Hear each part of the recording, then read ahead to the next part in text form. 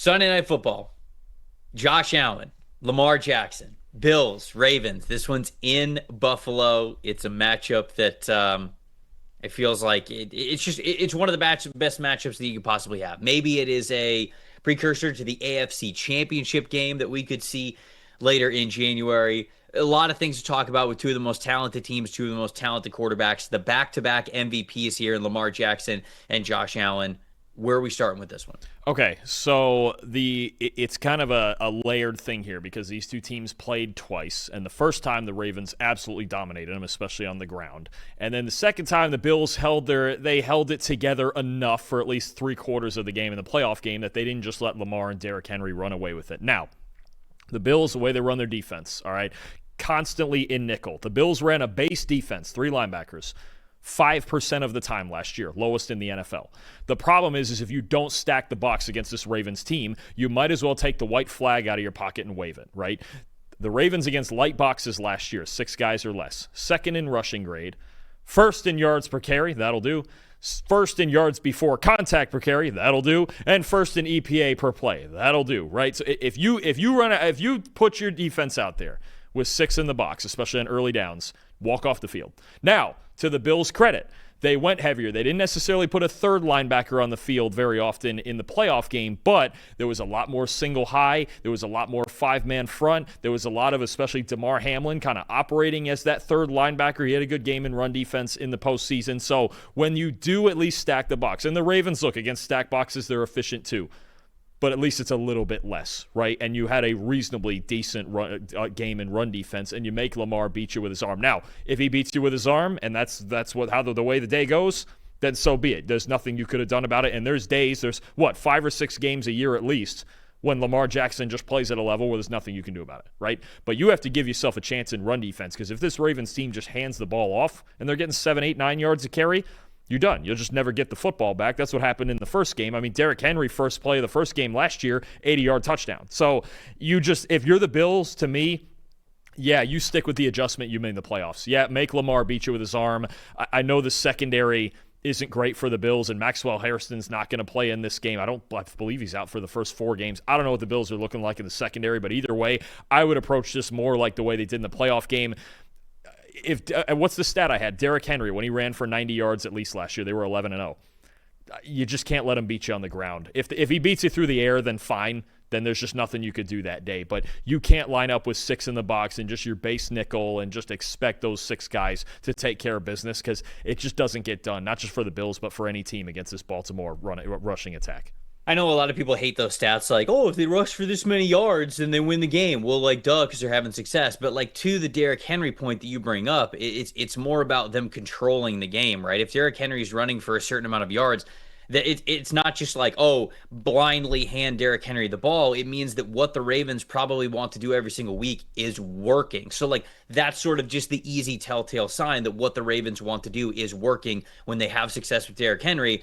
They're not really being challenged. They're making it too easy to control the clock, control the ball. And, of course, like, some teams are set up to where the running game really is just a matter of being balanced to keep the ball a little bit longer, have longer drives, make sure the defense isn't gashed.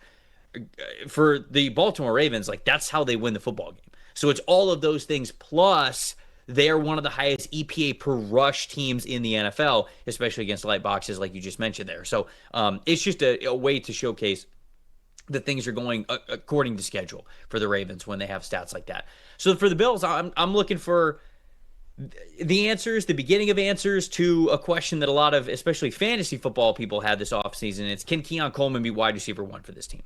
Khalil Shakir was wide receiver 1, and how reliable he was last season. He led the team in overall targets. I believe he led the team in catches as well. I would like for Keon Coleman to now lead the team in catches, and that is no slight to Khalil Shakir. I still want him to be exactly as good as he was the year before. But if Keon Coleman is truly a wide receiver 1 for this team, to me, it changes things. To me, then you can truly put Khalil Shakir in the spots that are most advantageous for him. You could do the same with the tight ends. You could do the same with the running backs out of the backfield. When you look at Keon Coleman in his rookie season, 69.4 receiving grade in 2024. He was 3rd on the team in targets with 56. He was also 3rd on the team in targets with 15 on 3rd and 4th down with more than 6 yards to go. So obvious passing situations. But on those 15 targets, he had just 5 catches for just 2 first downs. I want Keon Coleman to be more reliable in the passing situations that matter most. Not only that, not only does that come on 3rd and 4th down and those 6 or more yards to gain situations, it's also in the red zone. He was first on the team in red zone targets last year with 11, but he was just 5th on the team in red zone catches. So that chemistry, not only targeting him, but finishing plays when you do so, not just overall from a volume perspective, but in the situations that you want your wide receiver one to dominate.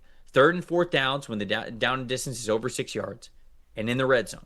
Can he capitalize there? Can he be a top wide receiver there for this team? And if he can, this offense is still going to be potent. Somebody in the chat was saying this, like, hey, I think that the Ravens are going to win big, not because I don't think the Buffalo is not good, but it's because they have faith in the Baltimore Ravens secondary to shut down the receivers that Josh Allen might not trust as much.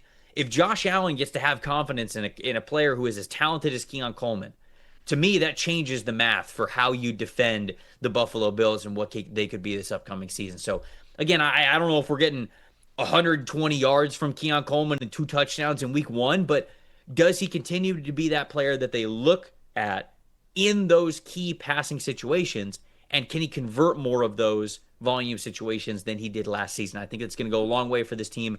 Ultimately, I do have the Ravens winning this game 31-30. At this point in time, I do think that they are the better team. I picked the Ravens to win the Super Bowl this season. What's your score prediction here, Dalton? I have Baltimore winning on the road as well, 31-24. I look back at that playoff game and so many things that the Ravens did wrong, and yet it was still a Mark Andrews drop that prevented them from tying the game and very possibly winning it in overtime, the way that Lamar got in a rhythm in the 4th quarter. I don't, right now, the Bills, the injuries in the secondary as a whole concerns me a lot. I need to see the linebackers play up more consistent. I need a healthy Matt Milano who can play up to his capability. And I think, to your point about the receivers, the theme at the end of it is, look, they have Keon Coleman, they signed Josh Palmer. They're trying to figure out, is there somebody who can get vertical and open up more space for the run game and these underneath threats? Khalil Shakir was their best wide receiver last year, but he has an extremely low average depth of target. He wins very close to the line of scrimmage a lot. He's used heavy in the screen game, right? But they need somebody. Keon Coleman was brought in there to get vertical. If they can do that against what is a dynamic secondary, Kyle Hamilton and these guys in this secondary, monster unit potentially that the Ravens have on the back end here. But I like the Ravens. I actually do think, especially defensively, they're more complete. I think Lamar's going to make a lot of plays with his arm in this game against a very vulnerable secondary. It was vulnerable last year. Right now, it's maybe even more so. I actually, is it Dane Jackson? I don't even know who's starting at this second corner spot for the Bills right now. I can't trust their defense right now in a big spot like this. I got the Ravens on the road. Where's the unofficial depth chart? Let's take a look at it. Hold on. Let's see. It might be Dane Jackson if I last checked. Maybe. Of course, I clicked on an article and they don't actually show it to me. Love when that happens.